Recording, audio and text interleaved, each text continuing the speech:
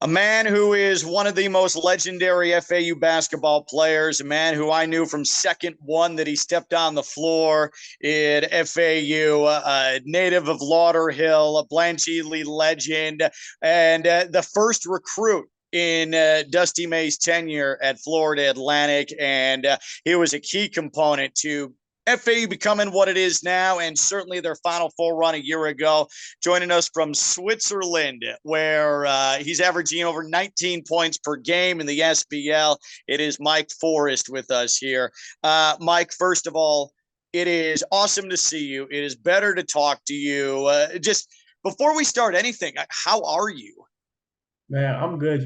This whole overseas thing has been a great learning experience for me. I'm getting to visit different countries that I probably never would have visited in the first place. So just being out here, being able to experience new foods, new languages, new different types of basketball is pretty cool. I'm glad you say that. And if there was someone that I would say would be best suited to go overseas and start their pro basketball journey there and consume it and appreciate it, it would have been you. I mean, you're someone who's extremely smart, you're worldly. FAU fans may recall you have an engineering degree. You're, to my knowledge, and I've been at FAU a long time, the only significant contributor at FAU with an engineering degree leaving that school. Well, what has it been like for you just over there? And you said it's good. You're consuming culture, but away from family and sort of really, truly being out on Mike Forrest's own right now.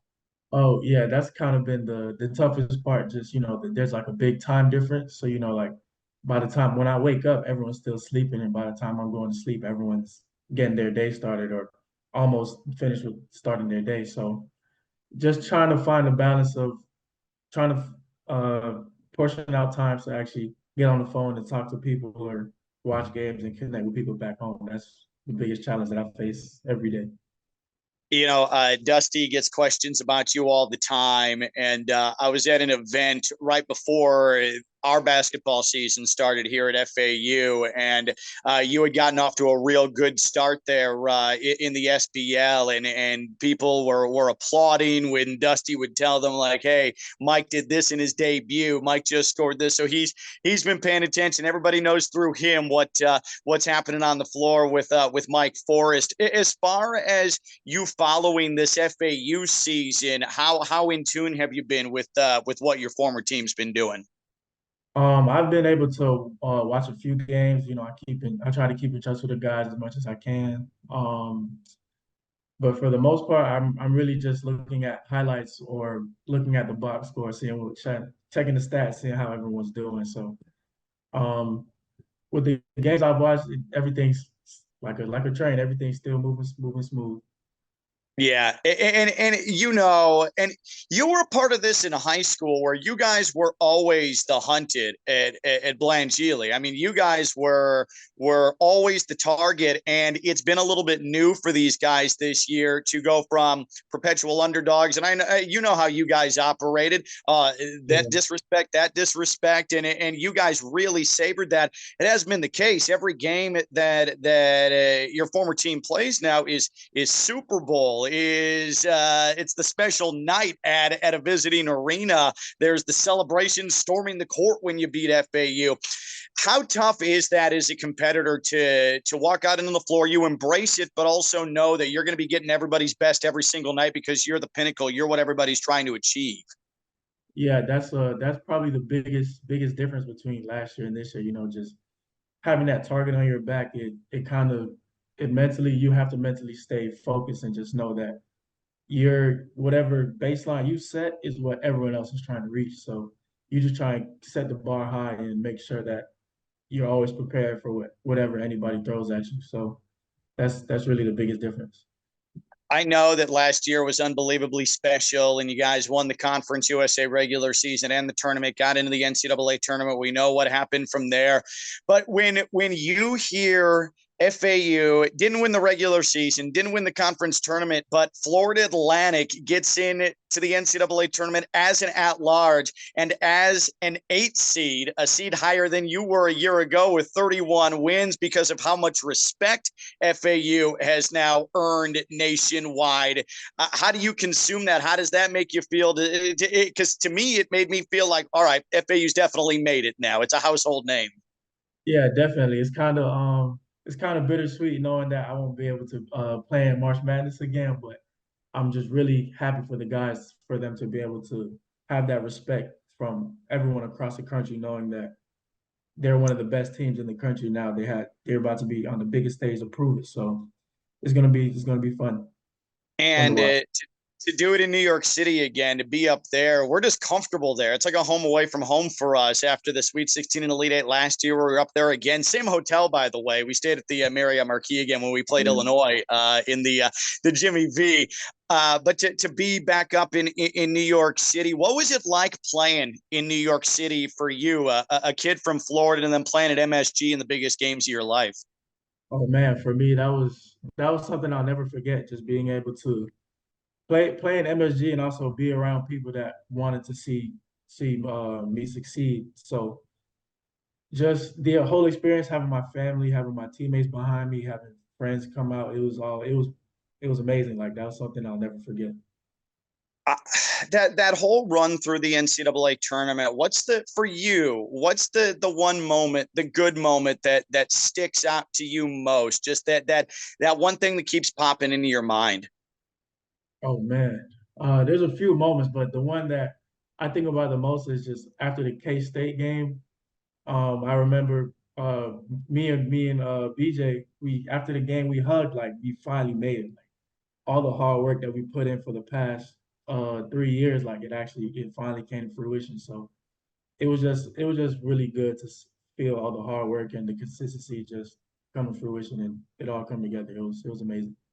I don't know about you. I tend to find myself just in quiet moments when the kids aren't around, or it's I'm driving to and from home and work. I tend to find my mind consistently wander back to that K State game. And I was thinking the other day, I think that means that's got to be a top 3 or 4 moment like in my life. How that night, I just remember standing in Times Square with BJ and with his dad and looking around, and BJ was like, "This is it. Like this is what we do Yeah. this for." Where does that K State night especially rank in the pantheon of Mike Forrest's greatest moments of his life? Oh man. Well, as of right now, it's up there. Just being able to be in New York City, just it's a city that never sleeps. So being able to walk around Times Square and see all the lights and all the buildings, and then going into MSG, seeing the big crowd, and you got your family wearing your jersey, you got other people like cheering you on. Like everything is just it's just so surreal. Like it feels like a dream come true. Feel like a What kid in a candy shop. Yeah, absolutely, absolutely. Speaking of kid in a candy shop, I remember going to that to the original Adidas store right before the Sweet 16 game against Tennessee, and we were able Yeah. to go through and got hooked up with a shopping spree there. And the reason I bring this up because this applies. What makes me and what made me so proud of you last year is that you would agree there were certainly some downs in your final year at FAU. You fought it a little bit, and you're having trouble finding consistency, and your first 2 games in Columbus weren't what you wanted them to be, and everyone could tell you were fighting it, but no one wants to outright say, all right, Mike, sit down, like what's going on? You're a veteran player, you'll work through it. And you weren't on the bus yet, but when we were on the bus in front of the hotel to go over to Madison Square Garden for the Tennessee game, everybody else was on the bus. You were the last person to come out and get on the bus, and everybody saw you come out in that bright red Adidas jumpsuit, roll out of the hotel, just strut into the bus, and the whole bus went, "Oh, damn, Mike!" Like at that moment, just seeing that, like that to me was such a power move. That was such a, you know what? Forget what happened. This is the bright lights. This is New York City. I'm going to go ball. And sure enough, you found that touch again in New York City. You hit a couple of big threes against Tennessee. You had the huge trips to the free throw line against Kansas State. What was your mindset there in New York City as you you were trying to work out of that slump you were in? It was just sometimes like, when you have one or two bad games, you start thinking a lot and saying, "Oh, can I really do this and that?" But like after a while, after me just being just relaxing, calming down, realizing that this is just basketball. This is the moment that you dreamed of being in. So just go out there and have fun. Like whatever happens on the court happens, but as long as you're enjoying yourself on the court, that's really all that matters. So going out there and realizing that I'm playing the best of the best competition every game, like that's kind of what got me back into the groove of being like, all right, I need to step up. My team needs me. Let's do this. And it was just such a trigger point. All the guys were so jacked to see you walk out of the hotel just all swagged out. It was awesome. Like the Yeah. whole thing was just so good. And then we got to talk about the free throws against Kansas State. You were always a good free throw shooter at FAU, but it's a little bit different when you're doing it in the Elite Eight at Madison Square Garden with a trip to the Final Four on the line, and you're staring Marcus Noel straight in the eye, who can come down and punt in a 45-foot three at will. You're trying to keep them at arm's length. When you step up inside, half a minute left to go, your first trip to the line, what were your nerves like at that point? That first of two trips to the line, where was your head at?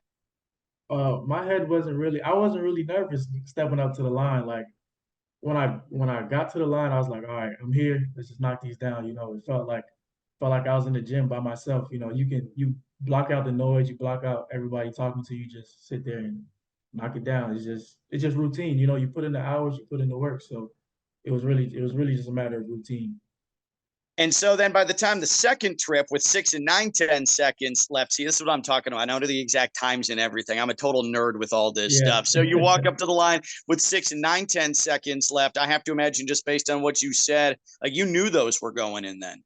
Yeah, after I made the first two, I knew like, all right, if I have to shoot more free throws, like I'm making them. Like that's if anybody can't do anything else, you got to make some free throws. So that's kind of what I try to hang my hat on. Like if I'm whatever I can't do, I'm gonna hit some free throws and I can play some defense. So that's Yeah. that's what I Yeah. did.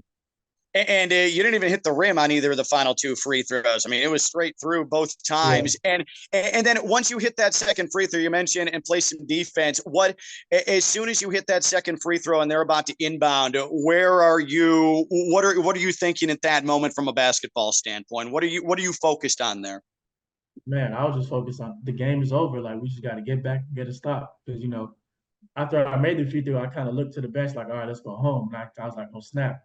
I sprinted back because I knew they got Noel coming down with the ball, so we all sprinted back and just got the steal, got the stop. And the rest was history from Yeah, the rest there. was history. And FAU now Final Four team, and I'm gonna put a lot of this on you. I mean, this FAU team, of all the teams in the new conference, the American, brought in the biggest TV ratings of any other team. So FAU, you're a huge part of why eyeballs are on it, why people know the name. This is very Yeah. much your baby now. And like I was saying, a lot of people still ask about you, just in terms of basketball over there in Switzerland. How have you adjusted? How different is it from ball here in the States?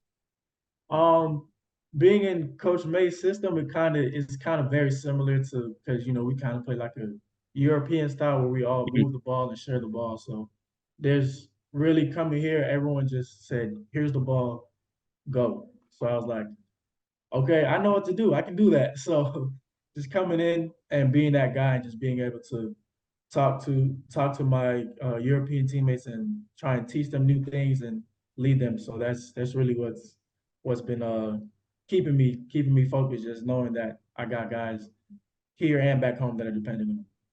How is it communicating there? How many American teammates do you have, and what sort of language barrier things have you run into? I got three. It's me and two other Americans. So there's three Americans on the team, but we're here in Switzerland, so there hasn't really been much of a language barrier with my teammates because they all speak French, Italian, German, and English. So it's kind of cool being able to hear them just switch to languages like quick. So just knowing that like there's a whole new world out there.